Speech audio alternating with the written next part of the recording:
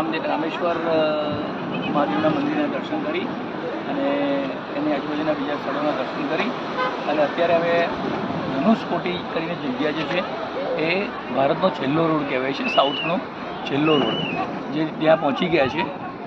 અને ધનુષકોટીનો આખો 3-4 કિલોમીટરનો રોડ છે જે રામેશ્વરથી થોડો 10 કિલોમીટર થાય અને અહીંયાથી કનેક્ટ થાય છે.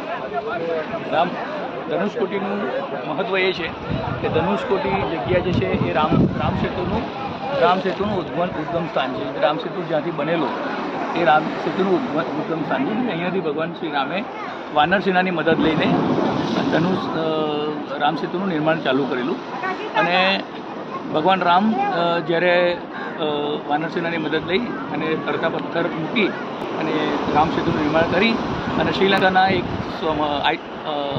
આઇલેન્ડ હતું મન્નાર કરીને અત્યારે મન્નાર કરીને ફેમસ છે, એ જગ્યા પર ત્યાં આગળ એ ટાઈમે. તો એ અહીંયાથી તમે જો એરિયલ ડિસ્ટન્સ દ્વારા જુઓ તો એ 30 કિલોમીટરની આસપાસ થાય છે અને તમે રેઝોલ્યુશન કેમેરા પણ શકો છો.